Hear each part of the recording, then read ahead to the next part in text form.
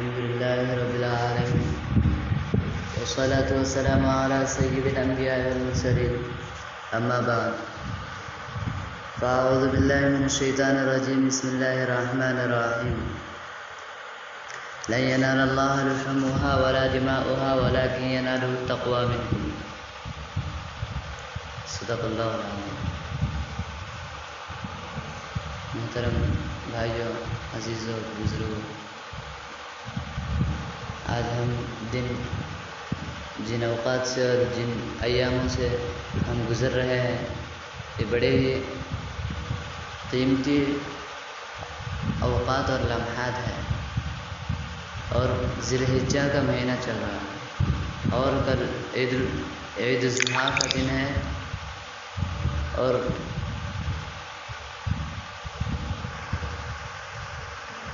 اللہ تعالیٰ یہ اندر کا جذبہ اور کیفیت لوگوں کے اندر دیکھنا چاہتا ہے کہ اس کو تمہارے جانور کی ضرورت نہیں، اس لیے اللہ تعالیٰ نے فرمایا کہ لن ينال الله لحومها ولا دماؤها ولكن يناله التقوى منكم۔ اللہ تعالیٰ کے پاس نہ ان جانوروں کا گوشت پہنچتا ہے نہ ان کا خون، بلکہ اس کے پاس تو تمہارا تقویٰ، تمہارے اعمال پہنچتے ہیں۔ جب تم نے اللہ کا نام لے کر جانور کے حلق پر چھری پھیر دی تو اندر کے ذوق و جذبہ اور تقویٰ کا امتحان ہو گیا۔ اللہ تعالیٰ کو گوشت پوش کھال اور خون کی ضرورت نہیں ہے۔ مولانا روم علیہ رحمہ نے لکھا ہے کہ اللہ تعالیٰ بھی گویا قربانی پر ہاتھ رکھ دیتے ہیں، اس طرح کے بندوں سے چھری پھیرواتے ہیں کہ چھری پھیر کر اپنے اندر کا ذوق، جذبہ اور تقویٰ بس ہم نے قبول کر لیا، اب اس پورے جانوروں کو تم استعمال کرو، اس کا گوشت تمہارا، اس کی کھال تمہاری، اس کی ہر چیز تمہاری، ہمیں اس میں کسی چیز کی ضرورت نہیں ہے۔ اسی لیے اگر کوئی آدمی قربانی کا پورا گوشت خود کھا لے تو جائز ہے، حرام نہیں۔ ہاں بہتر یہ ہے کہ اس کے 3 حصے کر کے ایک حصہ خود لے، ایک حصہ رشتہ دار، دوست، احباب کو دے، اور ایک حصہ غربا، فقراء پر تقسیم کرے۔ یہ اللہ تعالیٰ کے اس امت کے ساتھ کتنا زبردست اکرام کا معاملہ ہے۔ ایک موقع پر صحابہ نے اللہ کے حبیب سے پوچھا ما هذه الاضاحی یا رسول اللہ، اللہ کے رسول قربانی کیا ہے؟ تو آپ نے فرمایا سنت ابیکم ابراہیم، تمہارے باپ ابراہیم علیہ السلام کی سنت ہے۔ صحابہ نے پوچھا وما لنا فیہا یا رسول اللہ کے رسول قربانی میں ہمیں کیا ملے گا؟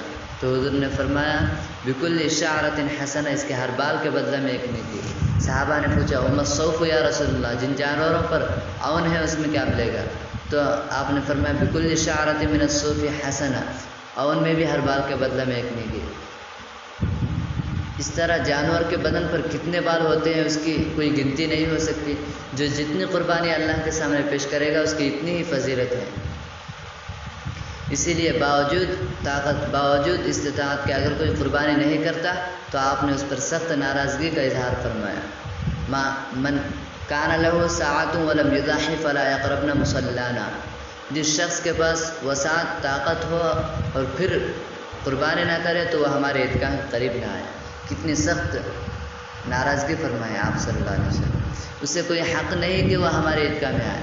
مطلب کتنی سخت ناراضگی کے الفاظ ہیں، اس سے زیادہ اور ناراضگی کیا ہو سکتی ہے؟ اسی لیے حضور صلی اللہ علیہ وسلم بڑے اہتمام کے ساتھ ہر سال قربانی فرمایا کرتے تھے۔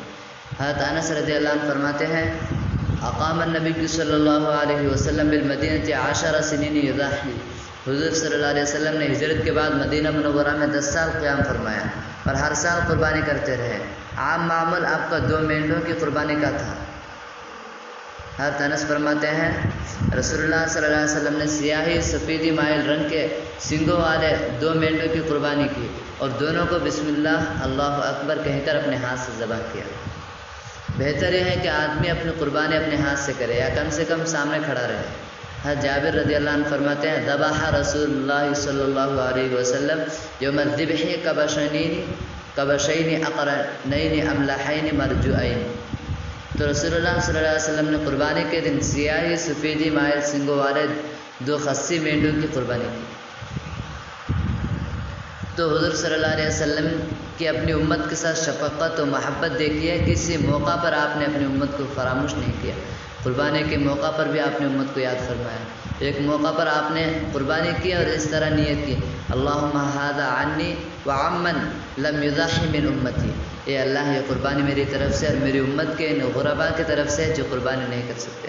قربان جائیے حضور صلی اللہ علیہ وسلم کی امت کے ساتھ اس والہانہ شفقت پر کہ آپ نے اس موقع پر بھی امت کو نہیں بھولا. امت پر بھی ضروری ہے کہ جن کو اللہ نے طاقت دی ہے وہ اپنے نبی کی طرف سے بھی قربانی کریں. عید الاضحیٰ کے دن سب سے پہلا امر اللہ نے نماز کو رکھا ہے، لہٰذا پہلے عید کی نماز پڑھی جائے پھر قربانی کی جائے.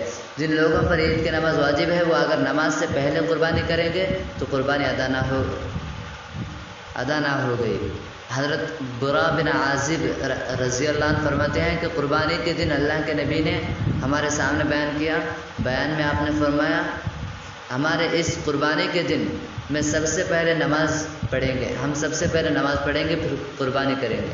جس نے ایسا کیا اس نے ہماری سنت کو پا لیا، اور جس نے نماز سے پہلے قربانی کی تو اس نے اپنے گھر والوں کے لیے جلد گوشت تیار کیا. یہ قربانی نہیں ہے. قربانی ایک اہم عبادت اور اللہ تعالیٰ کو بہت زیادہ محبوب عمل ہے.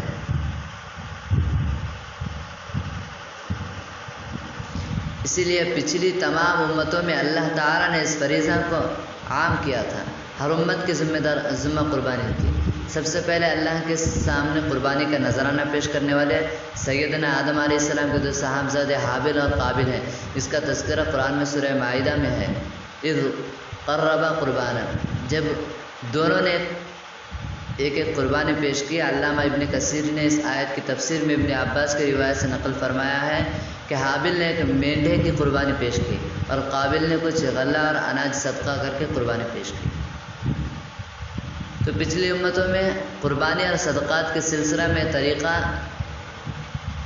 رائج تھا کہ جس کو قربانی پیش کرنی ہوتی وہ پہاڑ پر جا کر رکھ دیتا. پھر اس کی قبولیت کا یہ تھا کہ آسمان سے ایک آگ آتی اور اس کو کھا جاتی، ختم کر دیتی. جس صدقہ و قربانی کو آگ نے کھا لیا وہ اس کے قبول ہونے کی علامت تھی، اور جس کو آگ نے چھوڑ دیا نہیں کھایا تو اس کا مطلب یہ تھا کہ صدقہ و قربانی اللہ کے یہاں قبول نہیں ہے. قربانی اور صدقات کے علاوہ مال غنیمت میں بھی یہی اصول تھا کہ آسمان سے آگ آتی اور مال غنیمت کو کھایا جاتا.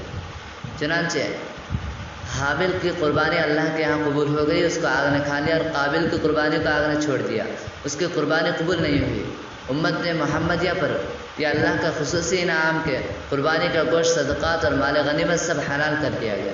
حضور صلی اللہ علیہ وسلم اپنی خصوصیات بیان کرتے ہوئے فرماتے ہیں میرے لیے مال غنیمت حلال کر دیا گیا. قربانی اسلام سے پہلے بھی ہوتی تھی. دنیا کی قومیں اپنے طور سے قربانی کرتی تھی، اپنے طریقے سے قربانی کرتی تھی، اور آج بھی بہت ساری قوم قربانی کرتی ہیں، لیکن وہ قربانی بتوں کے نام پر، آبا و اجداد کے نام پر، غیر اللہ کے نام پر اور پتہ نہیں کس کس نام پر چڑھاتے ہیں. مگر اسلام نے اپنے پیروں کو پابند کیا ہے کہ وہ قربانی سوائے اللہ کے اور کسی کے نام پر نہ کرے. فرمایا فصلی لربک وانحر، آپ کی نماز صرف آپ کے رب کے لیے ہو، آپ کی قربانی صرف آپ کے رب کے لیے ہو، آپ کا ہر عمل سوائے اللہ کے اور کسی کے لیے نہ ہو اور کسی جذبہ سے نہ ہو. ہر عمل میں اپنا پورا رخ صرف اللہ کی طرف. آپ جب قربانی کر رہے ہوں یا اور کوئی عمل کر رہے ہوں تو آپ کا دل پکار کر یہ کہہ رہا ہو، اندر کی کیفیت یہ بن رہی ہو قل ان صلاتی و نسکی و محیای و مماتی للہ رب العالمین، کہ میری نماز، میری قربانی، میرا مرنا اور میرا جینا صرف اللہ کے لیے ہے جو جہانوں کا پالنہار. قربانی ہر امت میں ہوتی چلی آ رہی ہے، لیکن کسی کی قربانی کو وہ عظمت و اہمیت وہ تمام حاصل نہیں ہوئی جو سیدنا ابراہیم علیہ السلام کی عظیم الشان قربانی کو حاصل ہوئی. سیدنا ابراہیم علیہ السلام کو اللہ تعالیٰ نے کئی امتحانات سے گزارا، کئی کٹھن اور مشکل گھاٹیوں سے پار ہونا پڑا، کیونکہ وہ جن کے رتبے ہیں سوا ان کی مشکل ہے. حضور صلی اللہ علیہ وسلم کا ارشاد ہے اشد البلاء الانبیاء ثم الامثل فالامثل، اور یہ حضرت ابراہیم ہی کی شان تھی کہ ہر امتحان میں پورے اترے، ہر آزمائش و ابتلا میں کامیاب ہوئی. سیدنا ابراہیم علیہ السلام نے آنکھیں کھولی ایسے گھرانہ میں جو گھرانہ بہت بڑا بت فروش اور بت کا گھرانہ تھا. پوری قوم بت اور ستاروں کو پوجتی تھی. آپ کا باپ آزر اس سوسائٹی کا بڑا بت گر اور بت فروش تھا. یہ اللہ کی طرف سے پہلی آزمائش ابراہیم علیہ السلام کے گھرانہ کے ماحول میں ڈھل کر باپ کی اطاعت و پیروی کرتے ہیں یا ہماری پیروی کرتے ہیں. چنانچہ آپ نے اپنے باپ کے سامنے بھی ڈنکے کی چوٹ توحید کی دعوت پیش کی. قرآن کہتا ہے اذ قال لأبیہ یا ابت لم تعبد ما لا يسمع ولا يبصر ولا یغنی عنک شیئا. جب ابراہیم علیہ السلام نے اپنے باپ سے کہا ابا جان آپ ایسی چیزوں کو کیوں پوچھتے ہیں جو نہ سنتی ہے نہ دیکھتی ہے نہ آپ کے کام آ سکتی ہے. باپ مارے غضب کے بھڑک اٹھا اور کہنے لگا قال اراغب انت عن آلہتی یا ابراہیم لئن لم تنتہی لارجمنک واہجرنی ملیہ. ابراہیم کیا تو میرے معبود سے پھر گیا ہے؟ یاد رکھ اگر تو اس سے باز نہ آیا تو تجھے سنگسار کر دوں گا. اگر سلامتی چاہتا ہے تو مجھ سے الگ ہو جائے. چنانچہ پورے گھرانہ کو اللہ کی نسبت پر یہ کہتے ہوئے چھوڑ دیا وَأَعْتَزِلُكُمْ وَمَا تَدْعُونَ مِن دُونِ اللَّهِ وَأَدْعُو رَبِّي. آپ پر سلام ہو ابا جان، میں اپنے رب سے آپ کے لیے استغفار کرتا رہوں گا، وہ مجھ پر بڑا مہربان ہے. پھر دوسرا مرحلہ آیا. پوری قوم سے نپٹنے کا. پوری قوم بت پرست اور ستارہ پرست تھی اور حکومت نمرود کی ہے جو پوری قوم کا خدا بنا ہوا ہے. لیکن پوری قوم کے سامنے بڑا بلا خوف و خطر توحید کی دعوت پیش کی. اذ قال لأبیہ وقومہ ما هذه التماثیل التي انتم لها عاکفون.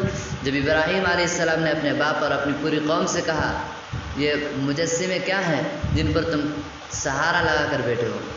تفصیل کے ساتھ پوری قوم کو توحید کی دعوت پیش کی. میں بات کو مختصر کر رہا ہوں. قوم ناراض ہو گئی، نمرود بھی غضبناک ہو گیا. ادھر اکیلے ابراہیم ہے، ادھر پوری قوم ہے اور قوم خدا کا. نمرود ہے اور نمرود کی پوری سلطنت، نمرود ہے اور نمرود کی پوری طاقت. نمرود نے سزا کا اعلان کر دیا، حکومت دے دیا، آرڈر کر دیا کہ لکڑیاں جمع کرو، بڑی آگ روشن کرو، جلاؤ. اس کا پورا حرکت میں آ گیا. 1 مہینہ تک لکڑیاں جمع ہوتی رہی. 30 ہاتھ اونچائی اور 20 ہاتھ چوڑائی میں آگ جلائی گئی اور 7 دن تک اس کو خوب دہکایا گیا. اتنی تیز اور شعلہ بار کے اس کے قریب کوئی نہیں پھٹ سکتا. کوئی پرندہ بھی وہاں سے اٹھ سکتا تو وہاں سے جل جاتا. اب ابراہیم کو ڈالیں کیسے؟ شیطان نے یہ تدبیر سجھائی کہ گوپھن کے ذریعہ ابراہیم کو آگ میں ڈالو. یہ کتنا سخت امتحان تھا، لیکن اللہ کا نام لے کر ابراہیم علیہ السلام آگ میں کود پڑے اور 7 دن اس میں رہے. اور بعض روایت کے اعتبار سے 40 دن اللہ نے آگ کو گلزار بنا دیا. آگ بھی تو اسی کے حکم کے تابع ہے. اللہ تعالیٰ نے آگ کو حکم دیا وَقُلْنَا يَا نَارُ كُونِي بَرْدًا وَسَلَامًا عَلَىٰ إِبْرَاهِيمَ. اور ہم نے کہا اے آگ ابراہیم پر ٹھنڈی اور سلامتی والی ہو جائے. سیدنا ابراہیم علیہ السلام نے بڑھاپے میں اللہ سے دعا کی رب هب لي من الصالحين، اے میرے رب ایک صالح بیٹا دے. اللہ تعالیٰ نے دعا قبول فرمائی. وبشرناه بغلام حلیم. ہم ابراہیم کو ایک حلیم بیٹے کی بشارت دی. مانگ رہے ہیں صالح بیٹا اور دیا جا رہا ہے حلیم بیٹا. یہ اشارہ ہے اس طرف کہ ابراہیم تم پر اور تمہارے اس بیٹے پر ہماری طرف سے وہ امتحانات اور آزمائشیں ہوں گی. اس میں پورا اترنے کے لیے صالح کے ساتھ حلیم کی صفت کی ضرورت ہے. حلم، قوت برداشت، صبر و تحمل کی ضرورت ہے. ہم ایسا بیٹا دے رہے ہیں جو صالح ہونے کے ساتھ ساتھ صفت حلم سے بھی واقف ہے. اور اب بڑھاپے میں اللہ نے بیٹا دیا اور حکم آ گیا کہ ابراہیم اس بیٹے کو اور اس کی ماں کو بیابان جنگل میں وادی غیر ذی میں چھوڑا. چنانچہ اس پر بھی وہی بات سر تسلیم خم ہے جو مزاج یار میں آئے. پانی کی ایک مشک اور کھجور کی تھیلی توشہ لیا اور بیوی بچے کو لے کر جنگل میں چھوڑا ہے. ایسا جنگل جہاں نہ پانی ہے نہ دانا، نہ آدم ہے نہ آدم ہے ذات.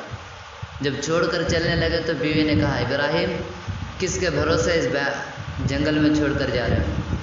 2-3 مرتبہ پوچھنے پر جب جواب نہ ملا تو نبوت کا گھرانہ تھا. سمجھ گئی خود پوچھ لیا اللہ امر، کیا اللہ کا حکم ہے؟ کہا جی۔ تو حضرت حاجرہ کہنے لگی تب تو کوئی ڈر نہیں، اذا لا یضاعن اللہ، اللہ ہمیں ضائع نہیں کرے گا۔ اس وقت پورا جنگل بیابان پڑا ہوا تھا، بیت اللہ بھی نہ تھا، صرف اونچائی پر اس کے نشانات تھے۔ حضرت حاجرہ کے پاس توشہ، پانی ختم، بچہ پیاس سے رو رہا ہے، ماں کی ممتا، ماں پانی کی تلاش میں صفا مروہ پر دوڑ رہی ہے، 7 چکر کاٹے، پانی کہاں؟ پانی کا کہیں نام و نشان نہیں۔ آسمانی نظام حرکت میں آیا، جبرائیل امین آئے پر زمین پر مارے، پانی ابل پڑا۔ یہی وہ زمزم کا پانی ہے جو ماں بیٹے کی قربانی پر قیامت تک امت پہ پیتی رہے۔ صفا مروہ پر حاجرہ کی دوڑ بھی اللہ کو پسند آئی، قیامت تک حاجیوں پر اس کو لازم کر دیا کہ میری بندی کی ادا ہے، تم بھی اس کی نقل اتارو۔ جب اسماعیل علیہ السلام کی عمر 13 برس کی ہوئی تو اللہ کی طرف سے اب چوتھا امتحان آ گیا، یہ پہلے تینوں سے بھاری۔ یہ امتحان اس وقت آیا جب فلما بلغ معه السعی، جب بیٹا چلنے پھرنے کے قابل ہوا، اس قابل ہوا کہ اب باپ کے لیے سہارا بن سکتا ہے، باپ کا ہاتھ بٹا سکتا ہے۔ مفسرین نے لکھا ہے کہ اس وقت آپ کی عمر 13 سال تھی، تو اللہ تعالیٰ نے خواب کے ذریعہ حکم دیا کہ ابراہیم اپنے اس لاڈلے بیٹے کو اپنے ہاتھ سے ذبح کرو، ہم تمہیں آزمانا چاہتے ہیں۔ یہ حکم میں وحی کے ذریعہ بھی دے سکتے تھے، کسی فرشتے کو بھیج کر بھی دے سکتے تھے، لیکن خواب کے ذریعہ دینے کی حکمت یہ تھی کہ ابراہیم علیہ السلام کا امتحان اطاعت کمال کے ساتھ ہو، کیونکہ خواب میں تعویل کی گنجائش رہتی ہے۔ تو ابراہیم علیہ السلام ہمارے اس حکم کو بسر چشم قبول کرتے اور بجا لاتے ہیں، یا کوئی حیلہ حوالہ اور تعویل ڈھونڈتے ہیں۔ تو حضرت ابراہیم علیہ السلام کے پاس بذریعہ خواب جب یہ حکم آیا کہ اپنے بیٹے کو ذبح کرو، تو آپ نے قبول کر لیا، کسی حیلہ حوالہ اور کسی تعویل کا خیال نہیں آیا، اور نہ پلٹ کر اللہ تعالیٰ سے اس کی حکمت و مصلحت پوچھی کہ اللہ ایسا حکم کہ باپ بیٹے کو ذبح کرے۔ یہ دنیا کے کسی قانون میں نہیں اترتا، کوئی نظام زندگی اس کی اجازت نہیں دیتا، کوئی ہوش مند اور سمجھدار اس کو اچھا نہیں سمجھتا، کسی مذہب میں روا نہیں، نہ عقل و خرد کے معیار پر اترتا۔ آخر اس میں حکمت و مصلحت کیا ہے؟ بلا چون و چرا اس کو قبول کر لیا، اور اللہ کا حکم ہے اسے ہر حال میں پورا کرنا ہے، سمجھ میں آئے تو سمجھ میں نہ آئے تو۔ لیکن چونکہ اللہ کے اس حکم کا تعلق دو طرفہ تھا، اس کا تعلق جہاں حضرت ابراہیم سے تھا وہیں حضرت اسماعیل سے بھی تھا، تو بیٹے سے اس کا تذکرہ کیا تاکہ بیٹے کے اندر جذبات بھی معلوم ہو جائیں۔ چنانچہ بیٹے سے کہا، قال یا بنی انی ارى فی المنام انی اذبحک فانظر ماذا ترى، کہ بیٹے میں خواب دیکھ رہا ہوں، انداز بتا رہا ہے کہ ایک سے زیادہ مرتبہ خواب دیکھا ہے۔ علامہ قرطبی نے اپنی تفسیر میں لکھا ہے کہ 3 روز تک مسلسل یہ خواب دکھایا گیا کہ بیٹے خواب یہ دیکھ رہا ہوں کہ میں تجھے ذبح کر رہا ہوں، فانظر ماذا ترى، بتا تو اس معاملے میں کیا کہتا ہے۔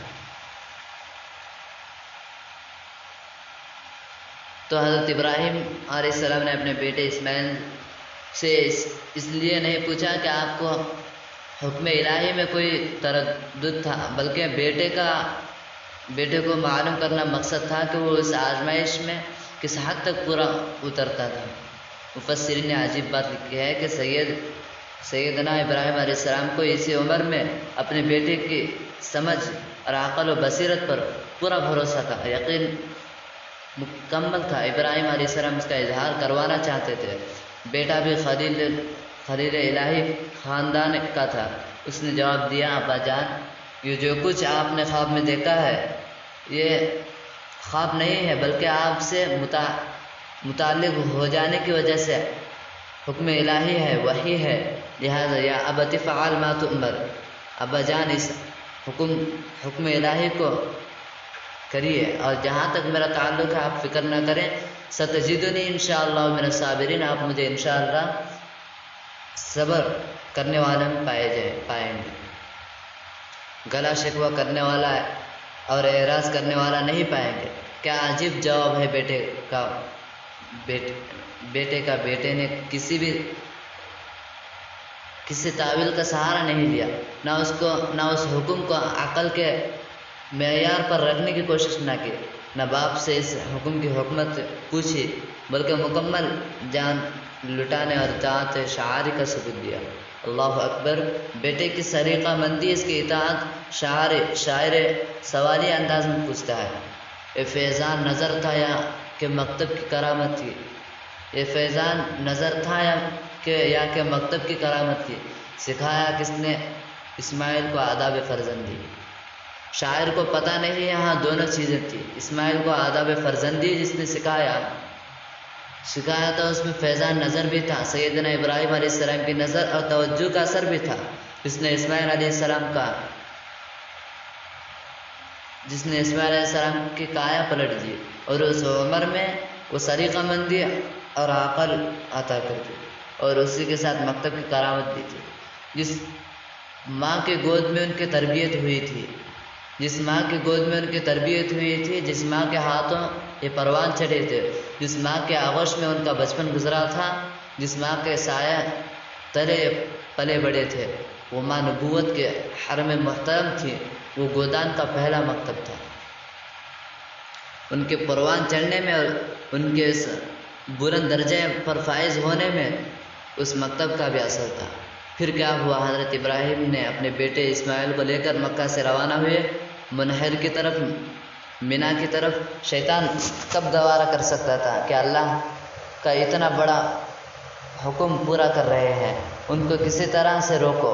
سب سے پہلے حضرت حاجرہ کے پاس گیا اور ہمدرد اور خیر خواہ بن کر کہنے لگا، حاجرہ تمہیں پتہ ہے اسماعیل کہاں گئے؟ حضرت حاجرہ نے کہا، وہ اپنے باپ کے ساتھ جنگل میں لکڑیاں چننے گئے ہیں۔ شیطان نے کہا، حاجرہ تم بھی بہت بھولی ہو، بہت سیدھی ہو، تمہیں پتہ ہی نہیں اسماعیل کو ابراہیم ذبح کرنے کے لیے لے گئے ہیں۔ حضرت حاجرہ نے کہا، بھلا یہ کوئی عقل میں آنے والی بات ہے؟ کوئی باپ بھی کبھی اپنے بیٹے کو ذبح کرتا ہے؟ شیطان نے کہا، حاجرہ لیکن وہ تو یوں کہتے ہیں کہ اللہ کا حکم ہے۔ حضرت حاجرہ نے کہا، اگر بات ایسی ہی ہے اور واقعی اللہ کا حکم ہے تو پھر بیٹے کو ذبح ہی کرنا چاہیے۔ شیطان کی بات یہاں نہیں بنی، مایوس ہو کر نکل گیا۔ پھر حضرت ابراہیم کے سامنے جمرہ عقبہ کے پاس ظاہر ہوا اور آپ کو حکم الہی سے روکنے کی کوشش کی۔ حضرت ابراہیم سمجھ گئے کہ مردود ہے، 7 کنکریاں ماری، وہ بھاگا۔ پھر جمرہ وسطیٰ کے پاس ظاہر ہوا، یہاں بھی حضرت ابراہیم نے 7 کنکریاں ماری، وہ بھاگ گیا۔ پھر جمرہ اولا کے پاس ظاہر ہوا، یہاں بھی 7 کنکریاں ماری، وہ بھاگ گیا۔ اللہ تعالیٰ کو اپنے محبوب کی ادا اتنی پسند آئی کہ قیامت تک حاجیوں کے ذمہ لازم کر دیا کہ میرے محبوب نے جہاں 3 جگہوں پر شیطان کو کنکریاں ماری ہیں، تم بھی اس کی نقل کرو۔ آخر خیر حضرت ابراہیم اپنے بیٹے کو لے کر مینا کے منحر تک پہنچ گئے۔ قرآن کہتا ہے، فلما اسلما، جب یہ دونوں جھک گئے۔ اسلمہ کے معنی ہے جھک جانا، مطیع ہو جانا، جو کا تو مان لینا، گردن جھکانا، یعنی باپ نے ذبح کرنے کا اور بیٹے نے ذبح ہونے کا پختہ ارادہ کر لیا۔ وَتَلَّهُ الْجَبِينَ، اللہ اکبر! قرآن پورا نقشہ کھینچ رہا ہے، قیامت تک کی انسانیت کو بتانا ہے کہ دیکھو باپ بیٹے کی فداکاری، اطاعت شعاری، ہمارے حکم کے سامنے بلا چون چرا سر تسلیم خم کر دینا۔ وَتَلَّهُ الْجَبِينَ، جب اسماعیل علیہ السلام کو پیشانی کے بل زمین پر لٹا دیا، کروٹ پر لٹانے سے پہلے حضرت اسماعیل نے اپنے والد سے کہا، ابا جان مجھے خوب اچھی طرح باندھ دیجیے تاکہ میں زیادہ تڑپ نہ سکوں، اور اپنے کپڑے بھی خوب سمیٹ لیجیے تاکہ خون کی چھینٹیں نہ پڑے، اپنی چھری تیز کر لیجیے تاکہ آسانی سے وہ حلق پر چل جائے اور مجھے زیادہ تکلیف نہ ہو، اور جب آپ میری والدہ کے پاس جائیں تو انہیں میرا سلام کہہ دینا۔ یہ جانگداز الفاظ بڑھاپے میں اکلوتے بیٹے کی زبان سے سن کر ایک باپ کے دل پر کیا گزر سکتی ہے، آپ ہی سوچئے۔ لیکن حضرت ابراہیم صبر کا پہاڑ بن کر جواب دیتے ہیں کہ بیٹے تم اللہ کا حکم پورا کرنے میں میرے کتنے اچھے مددگار ہو، یہ کہہ کر اپنے معصوم بیٹے کا بوسہ لیا، میرے آنکھوں سے بیٹے کو باندھ کر زمین پر لٹا دیا اور گلے پر چھری چلانا شروع کر دیا۔ آسمان ششد حیران ہے، زمین نے اس جیسا منظر کبھی نہیں دیکھا، لیکن چھری اٹک رہی ہے، چل نہیں رہی ہے، وہ بھی تو کسی کے حکم کی محتاج ہے۔ پھر کیا ہوا؟ تفسیری روایات سے پتہ چلتا ہے کہ ایک پیتل کا ٹکڑا اللہ تعالیٰ نے بیچ میں حائل کر دیا۔ ابراہیم کے اس والہانہ عمل کو دیکھ کر آسمانی ندا آئی، وَنَادَيْنَاهُ أَن يَا إِبْرَاهِيمُ قَدْ صَدَّقْتَ الرُّؤْيَا، ہم نے آواز دی کہ ابراہیم تمہارا امتحان ہو گیا، جو چیز ہم تم سے دیکھنا چاہتے تھے وہ دیکھ لی، تم نے خواب سچ کر دیا۔ قَدْ صَدَّقْتَ الرُّؤْيَا، تم نے خواب سچ کر دیا، تم نے اپنی طرف سے کوئی کمی اور کسر باقی نہیں رکھی، اب انہیں چھوڑ دو، ہم انہیں ذبح کروانا نہیں چاہتے تھے، ہم تو بس تمہارے جذبات اور دلی کیفیت دیکھنا چاہتے تھے۔ واقعی تم ایک بڑے امتحان سے گزرے ہو، کٹھن آزمائش سے دوچار ہوئے ہو، تمہارا امتحان بڑا مشکل تھا۔ إِنَّ هَذَا لَهُوَ الْبَلَاءُ الْمُبِينُ إِنَّا كَذَلِكَ نَجْزِي الْمُحْسِنِينَ، ہم مخلصین کو ایسا ہی بدلہ دیا کرتے ہیں، یعنی جب کوئی بندہ اخلاص کے ساتھ ہمارے حکم کے آگے جھک جاتا ہے، اپنے جذبات کو قربان کر دیتا ہے، تو ہم اسے دنیاوی پریشانیوں سے بھی بچا لیتے ہیں اور آخرت میں بھی اچھا صلہ دیتے ہیں۔ ابراہیم تمہاری اس قربانی پر ہم تمہیں یہ صلہ دے رہے ہیں۔ وَفَدَيْنَاهُ بِذِبْحٍ عَظِيمٍ، ہم نے ایک بڑا ذبیحہ اس کے عوض میں دیا۔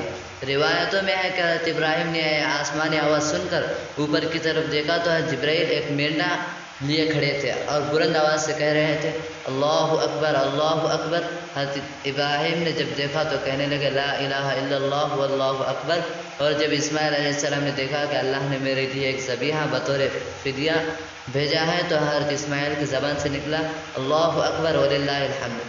تینوں کے تسبیحات مل کر تکبیر تشریق بن گئی، جو قیامت تک اللہ نے امت پر لازم کر دی، 9 ذی الحجہ کے فجر سے 13 ذی الحجہ کے عصر تک۔ سیدنا ابراہیم علیہ السلام اور اسماعیل علیہ السلام کا یہ پورا واقعہ جو حقیقت میں قربانی کے عمل کی بنیاد ہے، اول سے امت کو یہ پیغام دے رہا ہے کہ تمہارے دلوں میں یہ احساس، یہ علم اور یہ فکر پیدا ہو جائے کہ اللہ تعالیٰ کا حکم ہر چیز پر کرے۔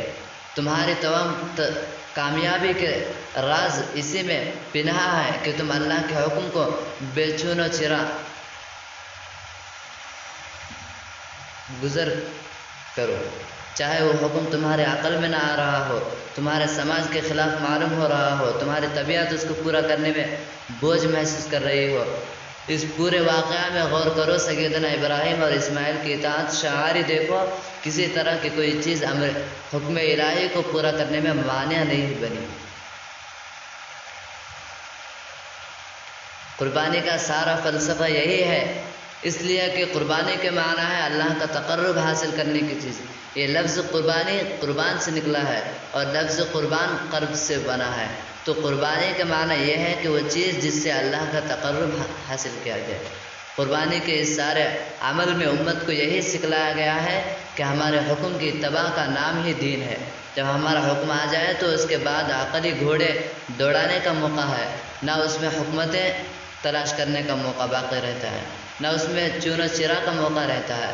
ایک مومن کا کام یہ ہے کہ جب اللہ کی طرف سے حکم آ جائے تو اپنا سر جھکا دے اور اس حکم کی اتباع کر لے۔ مومن کی مثال ایسی ہے جیسے مردہ نہلانے والے کے ہاتھ میں کہ اس کا اپنا کوئی ارادہ، اس کی اپنی کوئی منشا، بلکہ اس کو اپنی کوئی حرکت نہیں ہوتی، مکمل اپنے آپ کو حوالہ کیے ہوئے ہوتا ہے۔ آج ہمارے معاشرے میں لوگوں کا مزاج یہ بن رہا ہے کہ ہر حکم شرعی میں حکمت تلاش کر رہے ہیں کہ صاحب یہ حکم تو ہے سر آنکھوں پر، لیکن اس کی حکمت کیا ہے، مصلحت کیا ہے، اس کا عقلی فائدہ کیا ہے۔ یہ بات کچھ عقل میں نہیں اتر رہی ہے، یہ بات بہت زیادہ سمجھ میں نہیں آ رہی ہے۔ ہر حکم کو عقل کے معیار پر رکھنے کی کوشش کی جا رہی ہے اور یہ ذہن بن رہا ہے گویا کہ اگر عقلی فائدہ نظر آئے گا تو کریں گے اور اگر فائدہ نظر نہیں آئے گا تو نہیں کریں گے۔ میرے دوستو، یہ جہالت ہے، گمراہی ہے، ضلالت ہے، اس کا نام دین نہیں ہے، اس کا نام اتباع نہیں ہے، بلکہ نفس پرستی اور خواہش پرستی ہے۔ حدیث میں ہے لا یؤمن احدکم حتی یکون ہواہ تبعا لما جئت بہ، تم میں سے کوئی اس وقت تک سچا پکا مومن نہیں بن سکتا جب تک اپنی خواہشات کو میرے دین کے تابع نہ کر دے۔ چنانچہ صحابہ کرام ہر حکم میں مکمل اطاعت کا پے کرتے ہیں۔ وآخر اسی بات پر